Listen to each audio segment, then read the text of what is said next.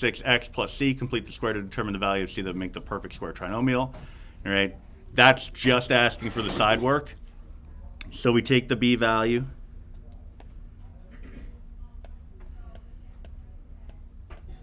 we cut it in half and square it. So negative, well, did the math in my head too quickly. Cut it in half and square it. Negative 26 divided by 2 is negative 13. Negative 13 squared is 169.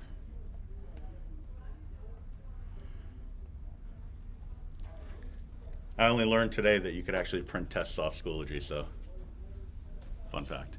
Yeah, go ahead. How many questions? It was 11 questions plus the like I'm aware, all that stuff. Right. So will the test be 11? 11 questions plus the I didn't cheat. Okay. Yeah. All right. So, and it'll be broken up the same way where you have the multiple choice, and then you have the ones where you do the pencil paper work. And is the I agree stuff, that's not worth anything, so that's just an extension? Actually, on the test, I'm making it worth 1 point. Okay. just because I needed to get to 35 points. So, so you're actually going to get a point for writing your name. So don't spell it wrong. Anyone. No, I'm just kidding. It doesn't matter. Just write anything there. So when solving a quadratic equation, it's not possible to have, well, you can have no solution. You could have exactly one solution. You could have 2 solutions, but you can't have any more than that. So it's not possible to have 3 solutions.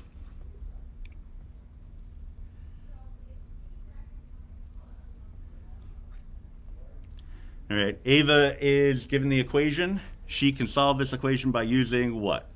All right, so there's 2 ways to handle this. One is just an incredible waster of time. The other is fairly straightforward.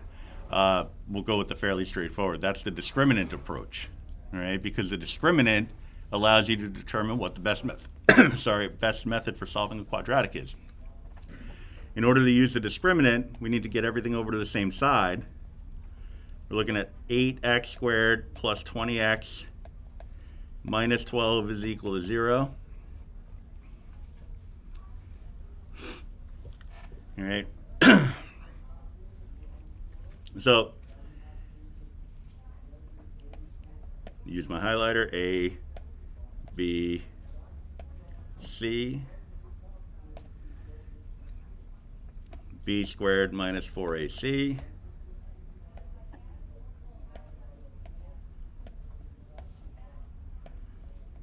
Remember, the B squared minus 4AC does not involve the radical. All right, as I was floating around yesterday, I noticed people were putting radicals when they were computing the discriminant into their calculator. So you don't want to do that, just the B squared minus 4AC. So 20 squared minus 4 times 8 times negative 12. All right, so we run this through a calculator, or do it in your head if you want, if you like. So 20, close it up, square it, minus 4 times 8 times negative 12, 784. All right, so that's a positive number. It's just a question of whether it's a perfect square. All right, if you're using a TI calculator, because you can use Desmos or a TI calculator tomorrow. If you're using a TI calculator, you want to make sure you have your calculator set up. On the day of the Regents, everything changes, and like I said, we'll talk about that more in the fourth quarter. But for my test, you could set your calculator up so it's ready to go. You want to have x squared in y1 and whatever factors that you're trying to determine the factors of, whatever number you're trying to determine the factors of in y2. But we don't need that for this problem. But x squared gives you a list of perfect squares. And so you can go right on down the list, and if you see 784 in that list, then you know it's a perfect square. It is. You could also just take the square root of 784, right? But when you're looking for factors to help you simplify a radical, it's helpful to have this list anyway. All right. So this is a positive perfect square. PS for perfect square. All right, so that means that you're going to get two real rational roots.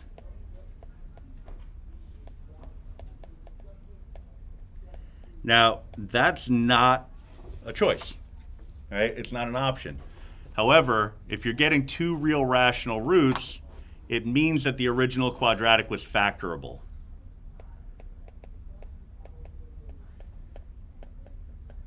All right? Factoring techniques are the only techniques that don't always work. All right? Quadratic formula, completing the square, always works. So you will always be able to solve a quadratic using the quadratic formula and completing the square. All right? So we just needed to test to see if we could solve it by factoring. So now we know, because we could have solved it by completing the square and quadratic formula, we determined that we can also solve it by factoring based off of the fact that we're getting two real rational roots. We know that it has to be factoring, completing the square, and quadratic formula. All right. It'll never be, when it says which method can you solve by, it'll never be quadratic formula only, completing the square only. Because if you could do it by completing the square, you could also do it by quadratic formula, and vice versa. Simplifying a radical, rad 810. All right, so we're looking for a little side work. Simplest radical form.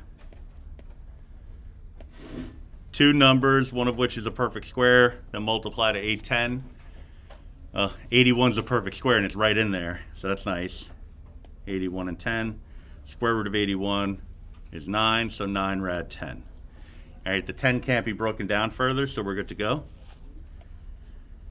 Some of the other choices, generally what happens with any kind of multiple choice question involving a radical is one of the choices usually is something that you would get if you didn't select the best possible factor.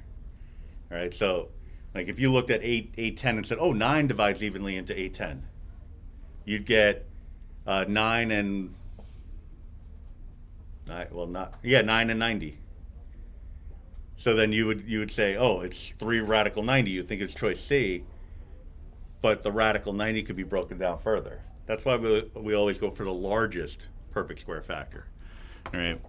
So back to the calculator, we want to have whatever the radicand is, in this case 810, divided by whatever we have in y1. We get that by hitting alpha trace y1. But if you're unsure, you could just type in x squared again. All right? But second graph, and again, the idea is that you start at roughly the halfway point. I don't know why I scrolled down so much. Roughly the halfway point of your radicand, and start working down the line until you get a whole number in the y2 column. Then you'll have the best possible pairing that'll multiply to the radicand. All right? So, and it's a similar approach on Desmos. I'll go over that later if you need me to. But I got to double check, but I'm pretty sure I put a simplifying radicals Desmos calculator in the Desmos calculator folder on Schoology. But I'll double check that in a little bit. If it's not there, I'll make sure it's there. All right. Number 5, when solving a quadratic by completing a square, Ben got to this step. What could have been the original? All right. So you'd have to think about what this was prior to it getting to this point. All right. So if you had x minus 5 over 2 squared, just focus on that. And before it was factored, so aka you distributed it out, you would have x squared minus 5x plus 25 over 4. All right, just distributing it out. So really what happened here is it was square root,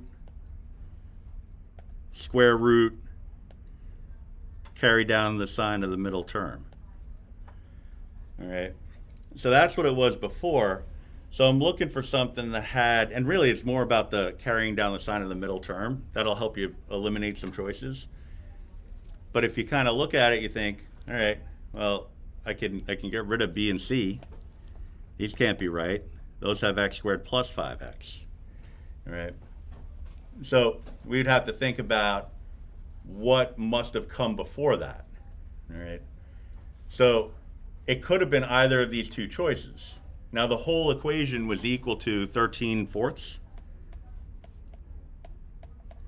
in both cases. So again, we're working backwards here. So if I subtract the 13/4 from both sides, so I'd have x squared minus 5x plus 25 over 4 is equal to 13/4.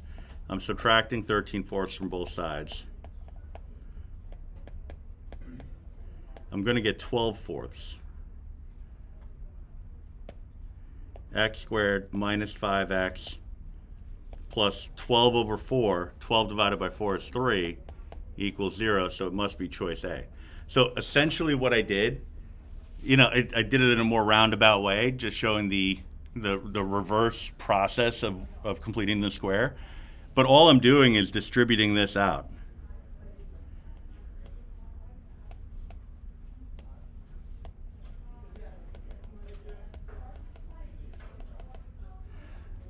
All right, alternatively, now this is, any other method is going to involve a little bit of trial and error, but alternatively, you could graph your original expression. You would have to tweak it, though. You'd have to subtract over to 13/4. So it ends up being kind of more trouble than it's worth. But if you subtract 13/4 from both sides, graph that expression against the 4 choices, see which one matches up, you can get there also. Easier to do on Desmos than a TI, but still manageable. Right? But I think the distributing process is probably a little bit better. Now, if you're concerned about how I got from here to here, remember this goes back a couple of units. X minus 5 over 2 squared is the same as x minus 5 over 2 times x minus 5 over 2. All right? So that's what this is really. All right, so you're distributing it out, double distributing. All right, so this is definitely a little bit on the beefier side. Some people will just plug a number in for x. If you choose a value for x, plug it in and see what you get, and then plug it into your different choices and see what you get. But again, in that case, you still have to subtract the 13/4 from both sides. So, I find that it's just easier to distribute it out.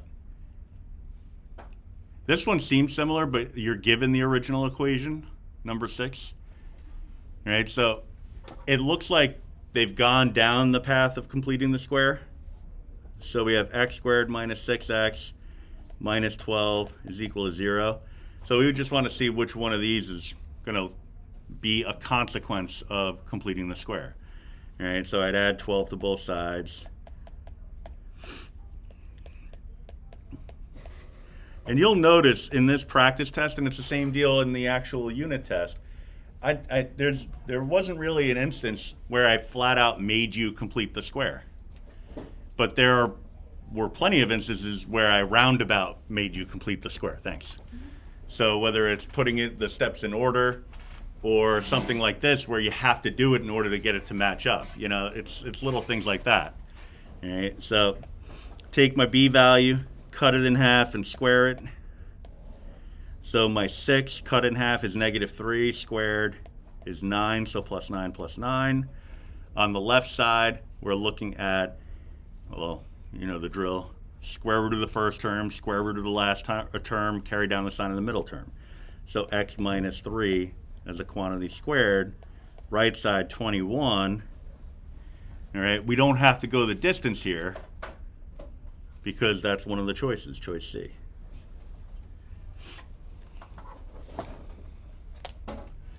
All right. And you notice, like when you were going through this, you probably recognized that some of these questions were, they're rooted in what we've learned, but they weren't quite asked the same way as the material that we learned, or at least in the way that we learned it, right? And that's why we do the practice tests, right? Get some experience with the way the questions will be phrased, all right? So number 7, roots of this. Now you can go two routes. I'll say routes so you don't confuse it with roots. To solve this one, you could do completing the square or quadratic formula. You can't do factoring because you see each choice has a radical in it. So we're looking at 2 real irrational roots. So that means that this original quadratic is not factorable, so I'm not even going to bother. All right, I'll use completing the square because I find that to be easier than the quadratic formula. All right, when the leading coefficient's not equal to 1, when there's no fractions involved, I find completing the square to be simpler. Especially if you can skip a few steps along the way. All right, so we take our b value, cut it in half and square it. That means we're adding 4 to both sides. Square root of the first term, square root of the last term, carry down the sign of the middle term. X plus 2 squared. Got a 20 over on the right-hand side. Whether you're using quadratic formula or completing the square, you may have to simplify a radical along the way. That's part of the fun. All right, so on the left side, I have x plus 2. On the right side, I have to simplify that radical. It's going to have a plus or minus, but I can break down that radical 20. Well, it's multiple choice, so you know it's either going to be 2 radical 5 or 4 radical 5. Yeah, so at least you have a recipe there. Well, the fact that each one of the choices has a radical 5 in it should be a clue, right? So how do I get from a radical 5 to a radical 20 through multiplication? It's got to be radical 4. All right, and what is radical 4? Radical 4 is the square root of 4. Square root of 4 is 2, so 2 rad 5. So then I just have to subtract the 2 from both sides. We always put the plus or minus thing at the end. So negative 2 plus or minus 2 rad 5. And there you are. All right. And again, with multiple choice, there's other ways to do it because you can make use of technology, but if you're doing it by hand, it's going to be completing the square or quadratic formula. Pick the one you like the most, but yeah, you might have to simplify a radical along the way. So you just got to be careful, slow and steady. All right, this is the one where you put the steps in order. Now, one way to do it would be to actually do the whole problem and then see how that jives with the steps that they wrote. The other way, well, it's kind of being strategic about it. There are 5 steps here. We know which one the last step is. That's the one where they say what x is equal to. All right, so we're good there. All right, now it's a matter of getting the first step, you know the idea. Well, I have a leading coefficient that's not equal to 1. I want a leading coefficient equal to 1. So my first move, if I were solving this, so basically, long story short, I would talk it through to myself. I wouldn't write anything down. I would think, well, what would I do? I would divide every term by 2. Oh, that's what happened here. So that would be my first step. All right. Then I would get rid of the 15 and leave a blank. They don't have that as an option. All right. So maybe I'll write something down here. So if I got rid of that 15, I had x squared minus 2x minus 15 is equal to 0. Add the 15 to both sides. I would complete the square. All right, so I'd take my b value, I'd cut it in half, negative 1, square it, positive 1. So I'd add a 1 to both sides. Oh, that's an option. So that must be my second step, because they didn't have the one where they left a blank. All right. Then after that, I would look to factor the left-hand side while simplifying the right-hand side. Well, the only option that has a factored form would be b, so that has to be my third step, making this my fourth step, the part where they took the square root of the x minus 1 squared and then applied that to the other side. All right. So there's some hidden stuff along the way, but using a little bit of strategy, but also your knowledge of completing the square, you're able to kind of piece it together pretty quickly. Or at least that's the plan. All right. This one gave folks fits. All right, a lot of trouble with this one. I saw a notation on somebody's paper. I don't remember learning how to factor with powers of 3. Can we go over this in class? It's absolutely. Or at least I said that in my mind. Yeah, you're right. We didn't learn how to factor anything specifically with powers of 3, but we did learn about Gcfs. All right, so here we have a Gcf. Well, both coefficients are even, so I can pull out a 2. And there's an x, there's a common x to each term.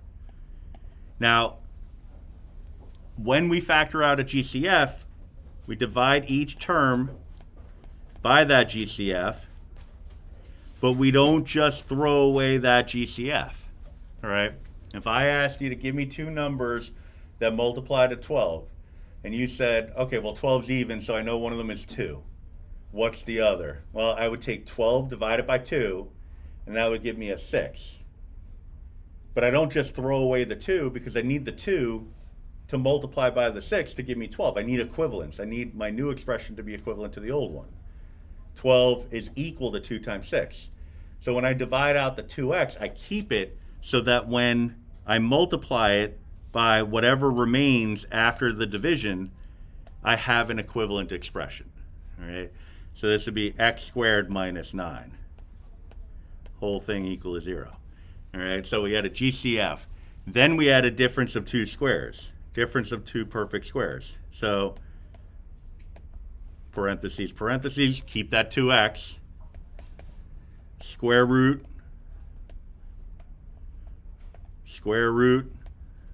alternate the signs. So x and x, 3 and 3, minus, plus, minus, doesn't matter. Apply the zero product property, which means take each of your factors, set them equal to 0, and solve. So 2x is equal to 0, x minus 3 is equal to 0, x plus 3 is equal to 0. And then solve each one. You don't have to show the step where you're solving. All right? You're dividing both sides by 2, x equals 0. You're adding 3 to both sides, x is equal to 3. Subtracting 3 from both sides, x is equal to negative 3. All right, so that would be our solution set.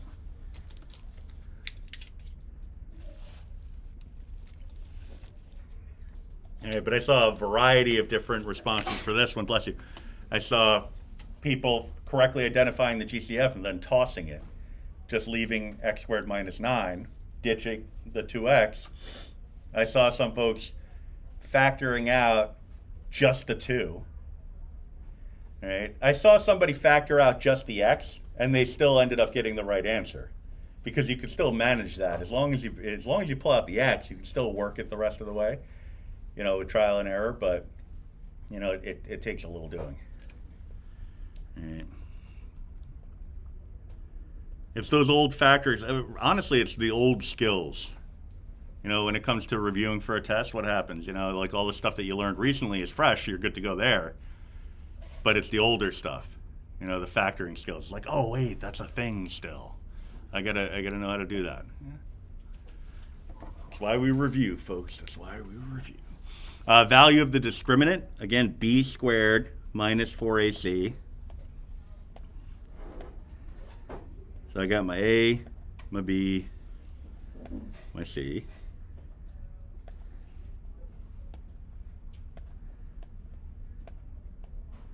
Doing a little plugging and chugging away. 2 squared minus 4 times 4 times 5. All right, simplify. All right. Now, in this case, you could probably recognize pretty quickly that it's going to be negative, because you're taking something that's fairly small and subtracting from it something that's relatively larger. So small minus large is going to be negative, but plug it in anyway. Play it safe.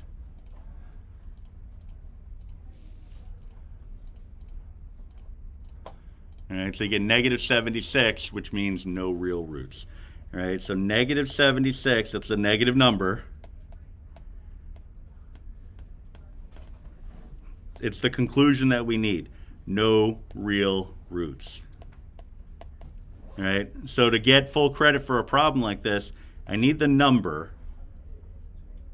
That's the discriminant. I need the work that gets you there, which I think would be obvious. And then I need the conclusion. I need you to tell me what that means. All right, it means that there are no real roots. All right. Now, coincidentally, the last question, quadratic formula, also involved no real roots, but it said solve by using quadratic formula. You have to go through the process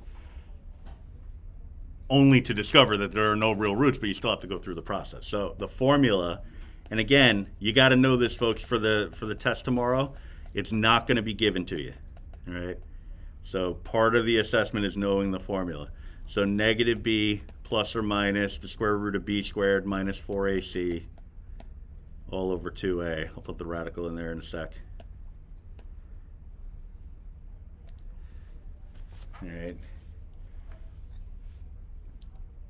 So identify your a, b, and c values. If it's not in the appropriate general form of a quadratic, get everything over to the same side so that it is in the appropriate form. But then you can plug and chug away. Plugging and chugging.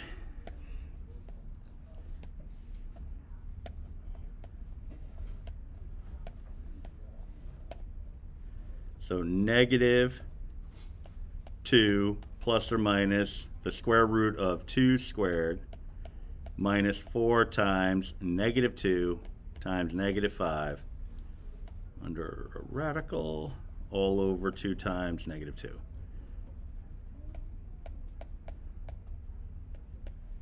All right, just remember when you're plugging the radicand into your calculator, it's just the radicand, right? It's just a thing under the radical. So 2 squared minus 4 times negative 2 times negative 5. Close it up, you get a negative 36.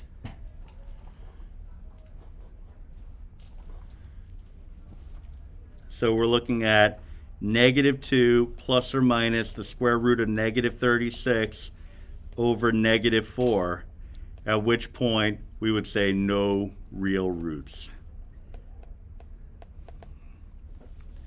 All right. I saw somebody, I can't remember if it was this class or another class, that put their answer in terms of I. You know, they recognized that the square root of 36 is 6i, plus or minus 6i. If you know that, that's great. It doesn't get you any more credit than no real roots. So you're just kind of doing more work than you need to, at least on this level. When it comes to Algebra 2, that'll be really useful. But for now, I would just keep it to no real roots. All right? So, because I know, like, YouTube videos, some people have tutors, you know, maybe you get help from friends in another class, and it's like, oh, the square root of negative 36 or negative 49 or negative 100. It's just whatever the square root of the positive value would be, just slap an I on it because it's negative.